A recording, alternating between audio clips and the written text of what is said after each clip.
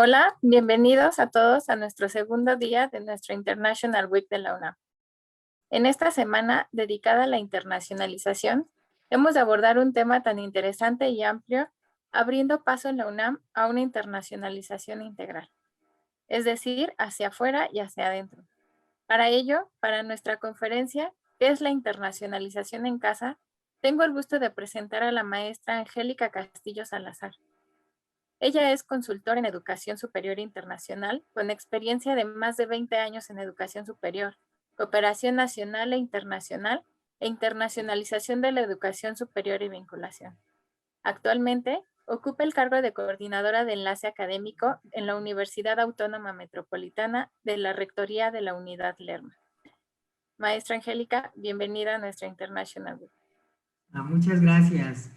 Muchas gracias por la invitación. Un gran gusto estar con amigos, colegas. Y bueno, aquí estamos. Muchas gracias. ¿Damos inicio? Perfecto. Adelante. Muy bien. La presentación, por favor, Xochitl. Ahí está. Bueno, un tema muy interesante que hoy va a tener toma particular importancia. Empecemos por lo obligado y respondiendo la pregunta, definición y concepto. ¿Qué es la internacionalización? Bueno, retomemos una definición de Jos Belén, en donde dice que la internacionalización en casa es la integración intencional de dimensiones internacionales e interculturales en el plan de estudios formal e informal para todos los estudiantes dentro de entornos de aprendizaje doméstico. Esta definición planteada en 2015. Adelante, por favor. ¿Qué implica este concepto? ¿Qué abarca? Bueno, de entrada, una integración de la dimensión internacional e intercultural en todas las funciones sustantivas y actividades institucionales. Esta integración también ya abarca y contempla la dimensión internacional e intercultural en el plan de estudios. Es una modalidad, una estrategia de llevar a cabo la internacionalización en la universidad local, por eso el término de en casa. Llevar la dimensión internacional e intercultural en el proceso de enseñanza, aprendizaje, investigación, actividades extracurriculares, integración de estudiantes y profesores en la vida del campus.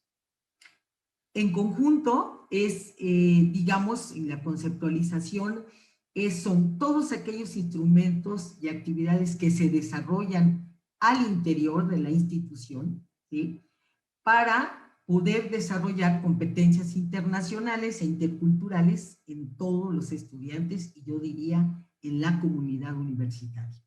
La siguiente, por favor. No es fácil hablar de la internacionalización en casa ya llevada, implementada en la institución, ¿sí? Primero, es una estrategia que requiere que se participen todos los miembros de la comunidad, ¿sí?, y que la Oficina de Cooperación e Internacionalización sea la promotora y ejerce el liderazgo de esta modalidad y estrategia. Y algo muy importante, no existe, de por sí la internacionalización no es un modelo único, pero de manera particular, no hay un modelo específico, ¿no? Aquí sí requiere, sí, una, digamos, revisión de las condiciones institucionales y una revisión del grado de avance de la internacionalización. La internacionalización en casa sí es ya una estrategia mucho más, digamos, desarrollada, pero también que requiere una revisión, una evaluación de dónde estamos ahorita. La siguiente, por favor. ¿Qué actividades pueden clasificar? Pues bueno, aquí particularmente es la movilidad estudiantil entrante, incoming, la movilidad docente entrante. Se planteaba la movilidad administrativa también desde el punto de vista que nos visiten los dobles títulos y títulos conjuntos, las asignaturas en idioma extranjero y dimensión internacional. La siguiente, por favor. Inclusión de profesores y expertos visitantes en instituciones de educación superior internacionales, inclusión de docentes con perfil internacional, oferta de cursos con contenidos internacionales, y aquí, de manera particular, la internacionalización del currículum. Todas estas actividades resultan fáciles de enlistar, pero es todo un reto poderlas desarrollar bajo esta modalidad de la internacionalización en casa. Bueno, les comento que yo di un taller en diciembre de 2020 donde estábamos muy... Voy a ser honesta, la internacionalización en casa se planteaba como algo de mediano y largo plazo. ¿Sí? Era así como que el gran reto a enfrentar, y todavía había de alguna manera algunas otras actividades que tenía que perfeccionarse. Sí es importante que hoy hablemos del antes y el después. Lo sabemos que todo en el ámbito educativo o en el país global, ¿no? De todos modos. Pero aquí hay un factor que nos vino a cambiar y nos vino, yo diría, así es, nos obligó a replantear otra vez todo lo que es el sistema educativo en todos sus niveles y de manera particular en la educación superior. Estoy hablando de la pandemia COVID-19. La siguiente, por favor. Voy a listar rápidamente los impactos inmediatos que hasta se empiezan a sistematizar. ¿Qué ha pasado con todo el año 2020? ¿Qué ha pasado con todas las repercusiones que tuvo la pandemia? No hemos hablado desafortunadamente de un tiempo atrás, sino sí es muy importante, ya los teóricos, las instituciones empiezan, insisto, a hablar y a sistematizar estos impactos inmediatos. Ahorita, en términos de la curva del tiempo, lo que apremia, lo que aplica es la parte inmediata, ni siquiera al corto plazo, el impacto inmediato. ¿Qué nos hizo la pandemia COVID-19 más allá de todo lo que implica en términos de salud, en el ámbito educativo? Obviamente nos obligó a cambios para garantizar la continuidad de las funciones sustantivas. Nos obligó al cierre temporal de las instituciones, la suspensión de la enseñanza presencial, a transformar y llevar este cambio abrupto de la modalidad presencial a la modalidad remota virtual. Obviamente, si ya hablábamos de la importancia de las TICs, ahora se vuelven el recurso prioritario para poder continuar con el desarrollo de las actividades en nuestras instituciones. Y se prioriza la comunicación remota y las plataformas de aprendizaje en línea. Esto en un entorno, y lo tenemos que decir con toda honestidad, no preparado, de manera abrupta, y tuvimos que enfrentarlo con lo que se tenía. Esto que nos lleva a que estábamos y nos arribó la pandemia con una heterogeneidad en la estructura tecnológica entre instituciones, con una brecha digital e inequidad en los alumnos en términos de equipo y conectividad.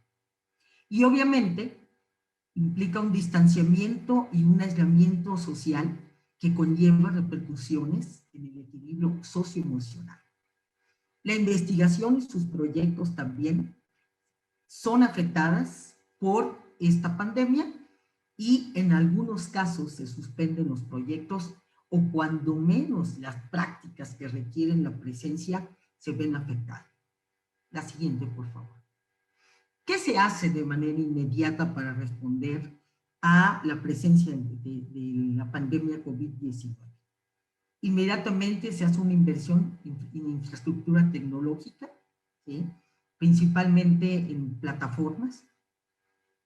se destina a algunas instituciones. Aquí me trato y lo planteo por la experiencia que hicimos aquí en la UAM. Será un financiamiento a través de becas para contrarrestar la brecha digital y la inequidad en equipos y conectividad. Esto es, a los alumnos de primer ingreso se les proporciona una tablet, y un tiempo para conectarse. Principalmente se prioriza, se hace una encuesta y demás, alumnos en desventaja económica. Se desarrollan programas emergentes en enseñanza remota. Para el caso de la UAM, el programa emergente de educación remota, el famoso PER. Se lleva a la continuación del trabajo administrativo en modalidad remota. Y en el caso de las actividades internacionales, también se adaptan a la modalidad virtual, principalmente lo que implicó la movilidad. Adelante, por favor. Bueno, como todos sabemos, a todos nos tocó de sorpresa esta pandemia.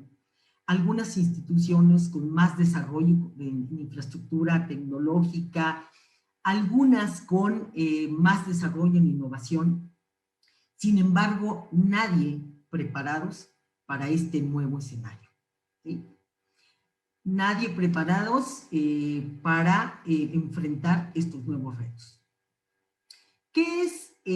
¿Cuáles son ya en la internacionalización de la educación superior? ¿Qué pasa? Bueno, primero nos tuvimos que enfrentar al cierre de las fronteras, ¿sí? Se cierran, hay todo un periodo, sin duda, de angustia, un periodo de preocupación. ¿Qué pasa principalmente, bueno, con todo lo que es esta movilidad, ¿no?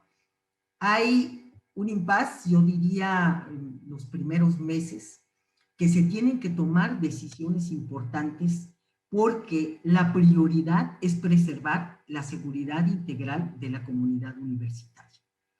Entonces, ¿qué se hace? Se suspende esta movilidad estudiantil en modalidad presencial y se transita a la apertura e incremento de la movilidad estudiantil virtual. Como ustedes saben, ¿no? Una cosa es las decisiones y otra cosa es que tengamos los contextos y las realidades ad hoc. No se trata de las imposiciones. Y lo primero que se enfrenta uno es a la resistencia de los alumnos para desarrollar movilidad virtual. Nos toma la pandemia con alumnos fuera de las instituciones, tanto a nivel nacional e internacional, y nos mete en una gran problemática para ¿qué hacemos? ¿No? No estábamos preparados. ¿Qué hacemos con los que están afuera? ¿Y qué hacemos con los que ya tienen una decisión de irse? Bueno, esta resistencia se hace presente, ¿no? Si de por sí los alumnos, la riqueza y la parte de que hoy les motiva es justamente esta parte presencial de conocer otros espacios, bueno, pues nos tenemos que enfrentar a esta resistencia. Nos tenemos que enfrentar a la poca oferta de cursos en modalidad virtual por parte de las instituciones socias, insisto, muy poca oferta. Entonces, ¿dónde van? Disminución de nuevas alianzas y socios estratégicos y en consecuencia la disminución de la cooperación académica. La siguiente, por favor. Ha sido, se dice poco, bueno, pues un año, ¿no? Un año sumamente activo, sumamente que nos lleva en muchos de los casos a ser más reactivos que proactivos por las propias condiciones, ¿no? Y nos obliga a ver qué es. Bueno, la pandemia COVID-19 posicionó a la internacionalización en casa como una alternativa inmediata para fortalecer la internacionalización.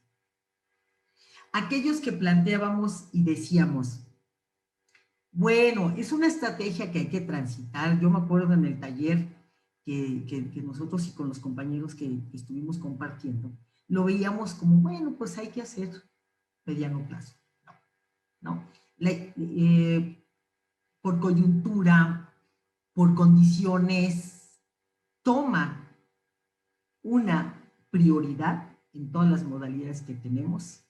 Y yo diría que hoy todos tomamos, existe de una u otra manera la internacionalización en casa. No planeada, para algunas instituciones con mejores condiciones y otros, bueno, pues como más reactivos. ¿Qué es lo que yo lo planteo?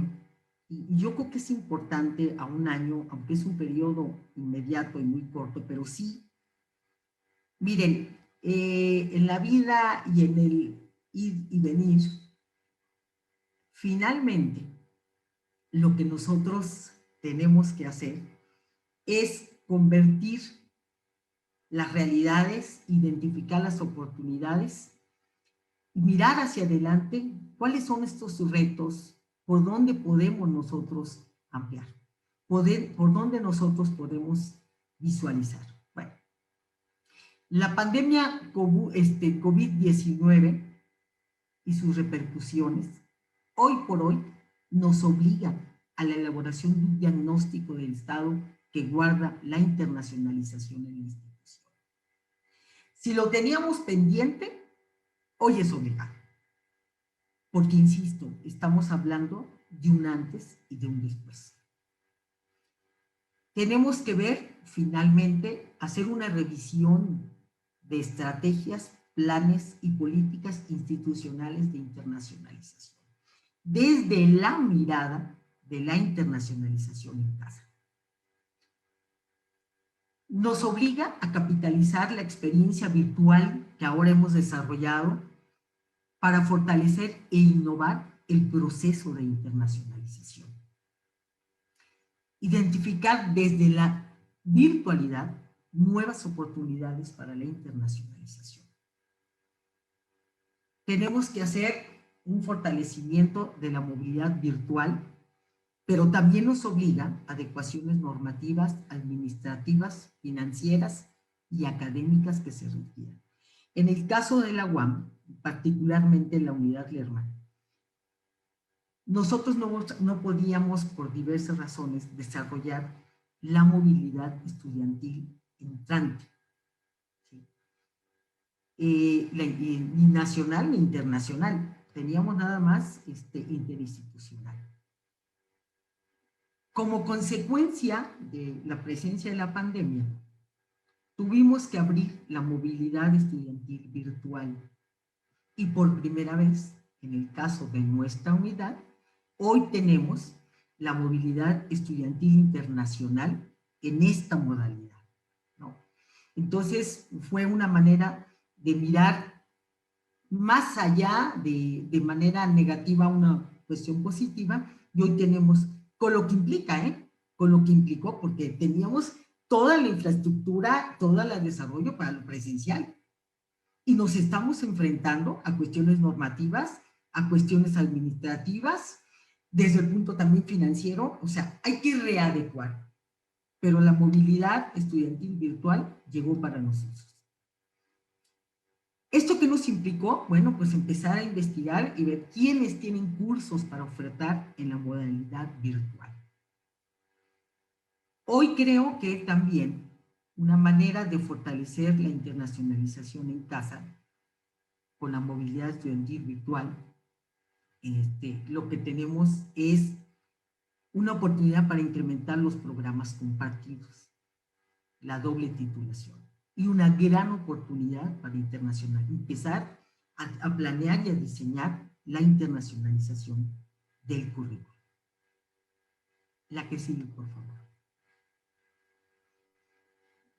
Tenemos que también fortalecer el autoaprendizaje de idiomas a través de plataformas digitales, ¿sí?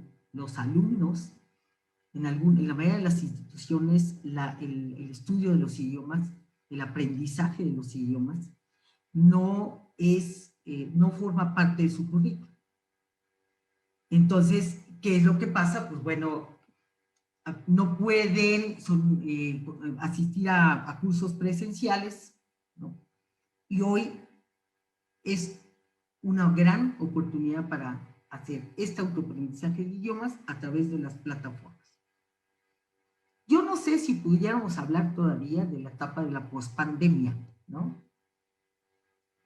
Me encantaría que ya estuviéramos en el después, pero vamos a llamarle que pasamos la parte crítica, el año más difícil, vamos a ser positivos.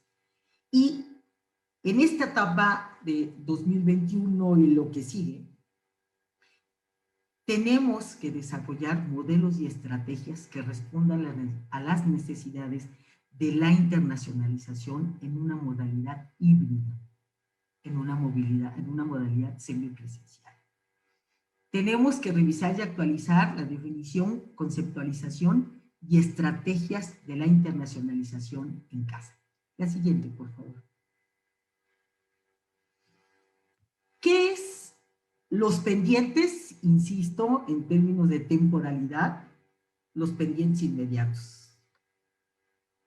Hablamos y tenemos que hablar siempre de la inmediatez. Tenemos que decir por dónde tenemos que empezar y cómo tenemos que enfrentar. Insisto, no porque esto se haya acabado desafortunadamente, pero sí estamos en otra realidad. Hay gente que ya le llama la nueva realidad, ¿no? No sé si sea nueva, pero sí estamos en otros tiempos. Todo eso que planteamos, bueno, el concepto de internacionalización en casa data de finales de los 90s. O sea, tampoco es un concepto nuevo, ¿no? Se acuña en 2010, finales de los 90s, en 2013 más o menos, forma parte ya de las políticas institucionales para lo que son principalmente en la Unión Europea, y actualmente ya forma parte de todas las actividades y el quehacer de la internacionalización en la institución. Tenemos que fortalecer dentro del expediente el liderazgo de las oficinas de cooperación e internacionalización para enfrentar los nuevos retos. Es casi obligado continuar con la profesionalización de los responsables de las oficinas de cooperación e internacionalización. Se requiere hoy por hoy perfiles con competencias alineadas a los nuevos tiempos.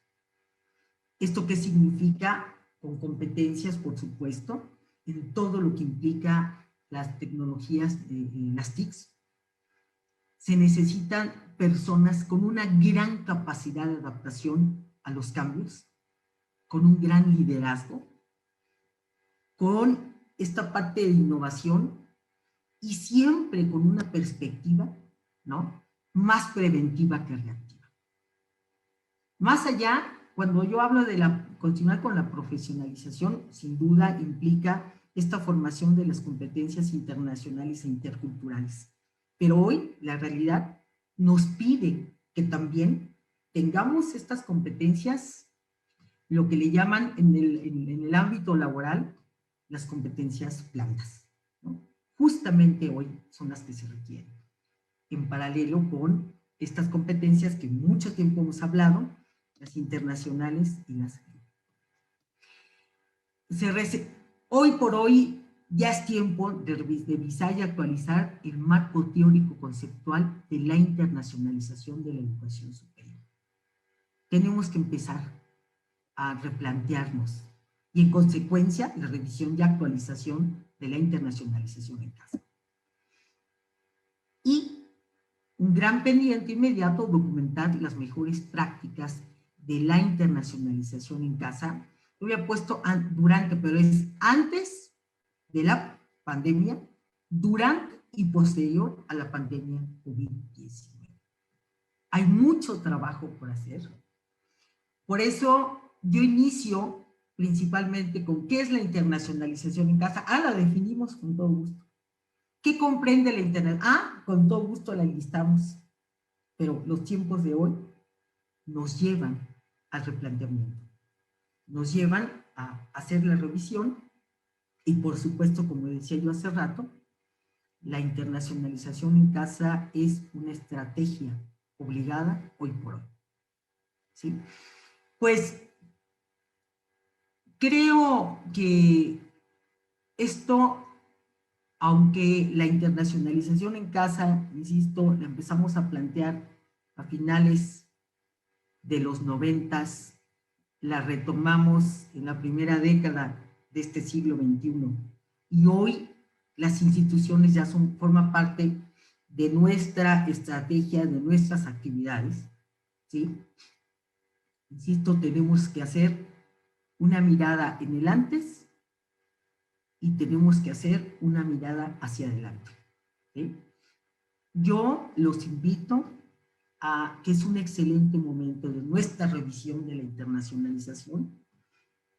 Es un excelente momento para poder nosotros replantearnos como responsables, como líderes de las oficinas de cooperación internacional. Necesitamos seguir transitando de ser gestores, facilitadores. Hoy por hoy nos exige el desarrollo de estrategias y convertirnos en unos verdaderos estrategas para enfrentar los tiempos posteriores a esta pandemia COVID-19. Bueno, yo dejaría aquí esta parte y me encantaría preguntas y retroalimentación para que nos dé tiempo y yo también me lleve en esta reflexión que ustedes conjuntamente podamos replantear.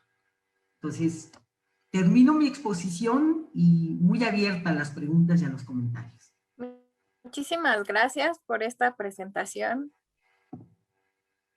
No. Perdón. Muchas gracias por esta presentación tan amplia, tan interesante, con un tema tan amplio que seguramente nos daría para horas y horas de conversación. Tenemos lamentablemente el tiempo muy acotado, pero pasaremos a las preguntas en cómo se verá afectada la internacionalización en casa con el regreso a la nueva normalidad. Yo creo que no se ve afectada, al contrario, ¿no? Yo decía hace rato que seguramente el regreso en todo el ámbito de educativo, la comunidad universitaria y demás, va a ser a una modalidad semipresencial, más híbrida. Entonces, no se va a ver afectada, al contrario, yo creo que se va a fortalecer. Siguiente es, ¿qué características deben tener los programas para considerarlos como parte de la internacionalización en casa?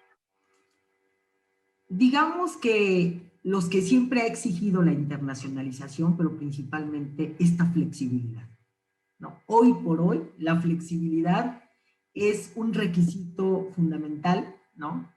Tenemos que, yo creo que ya es tiempo, si no es que ya se inició y ya algunas estarán en etapa de consolidación, de internacionalización del currículo.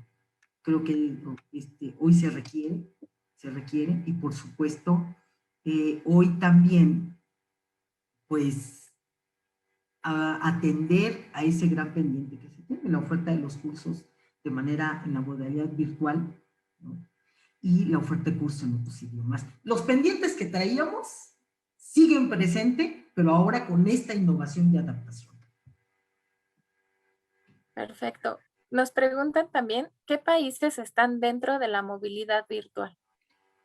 Miren, les hablo del caso en el caso de América Latina, ¿no? Está pues, las redes con las que se tienen, ¿no? Urdual, está Pila, hay programas que están dando una respuesta, ¿no? Países de Europa, por supuesto, pero todavía ha sido lento el cierre, la apertura de las fronteras, ¿no? Estamos apenas retomando. Más allá de la internacionalización, todo se está retomando la apertura de las fronteras y la apertura gradual. Entonces, yo creo que hoy quienes están dando la oportunidad son estas redes y estos programas de manera colectiva. Hay todavía, yo lo mencionaba, todavía no hay una vasta oferta de cursos en modalidad virtual, desafortunadamente. Muchas gracias. ¿Cuál es el primer paso que debemos dar para que la internacionalización en casa sea una realidad? ¿Sea una realidad? O sea que, sí, ok. ¿Cuál es el primer paso? Ya vamos tarde, ¿no? Yo creo que si la teníamos por ahí, hay una cosa muy importante. Yo hablaba de un diagnóstico. Hemos hecho actividades que no las hemos identificado como internacionalización en casa y tienen ese matiz, ¿no? Yo por eso hablaba, el primer paso de verdad decía yo, no nada más de la internacionalización en casa, de todo el proceso de internacionalización. Hagamos un diagnóstico y una evaluación en donde del grado de avance de la internacionalización, ¿no? La coyuntura y la pandemia nos obligó. Y yo creo que hay que, insisto, a verlo de manera positiva, pongámonos a ver. Y pongámonos a ver, yo creo que la más inmediata que todos tenemos desarrollado es hacer la revisión a la movilidad estudiantil entrante, ¿no? Y los cursos que se puedan ofertar.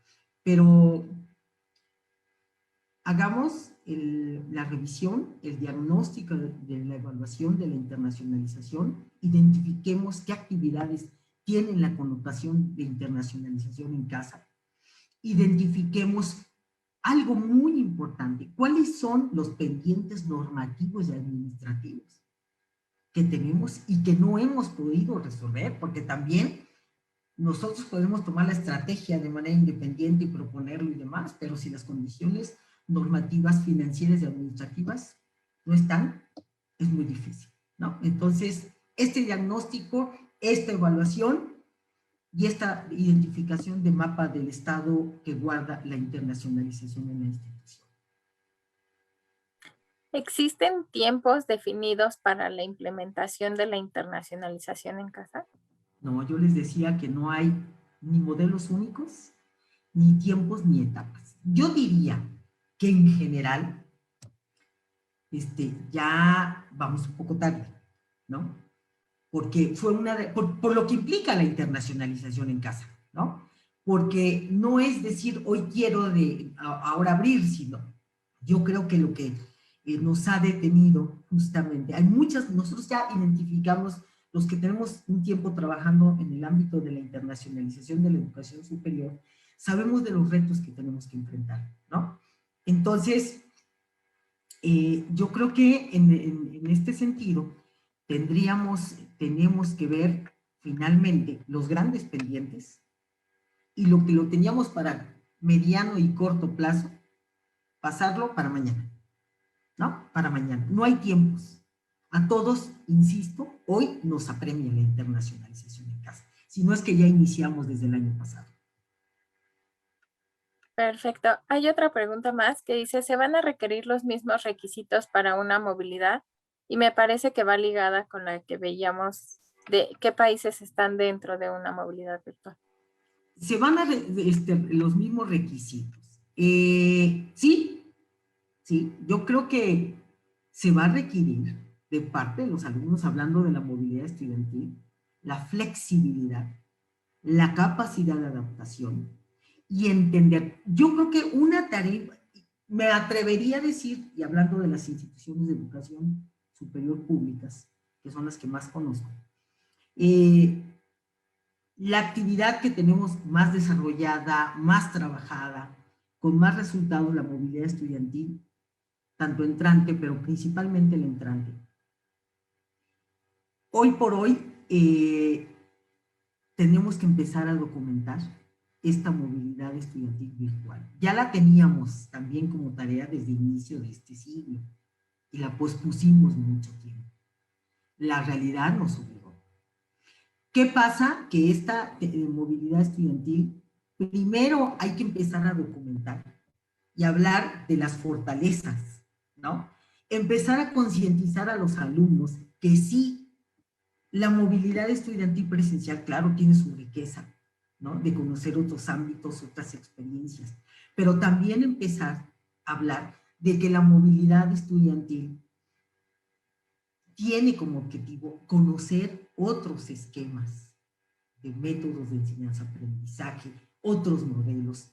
Y hay que decirlo como en su momento. La movilidad estudiantil virtual nos permite la inclusión, porque ya no tenemos que hacer gastos para viajar, ¿no? Entonces nos permite, se vuelve inclusiva, ¿no? Lo que de alguna manera por alguien, que no estoy muy de acuerdo, pero decían que era discriminatoria, hoy permite hacer más inclusivo, ¿no? Es un reto. Entonces yo creo que tenemos que empezar a sensibilizar a nuestros alumnos de las fortalezas de la movilidad estudiantil virtual. Y que no hay otra también. O sea, no es de que quieran, es de lo que hay. Ok. Muchas gracias. Y justo con eso que comenta, tenemos una pregunta que dice, ¿es posible que con la internacionalización en casa también se internacionalice el acceso en la educación universitaria, sobre todo en las zonas donde no llegue el internet? Es un reto. Es un reto con internacionalización y sin internacionalización, ¿no? O sea, es un reto para el sector educativo en todos los niveles, pero para el de educación superior, ya yo hablaba de cómo nos toma la pandemia, la heterogeneidad y la brecha digital que existe, ¿no? Sí, sí, es un reto, pero por eso decía que hay que capitalizar lo que ya hicimos el año pasado y estamos haciendo, ¿no?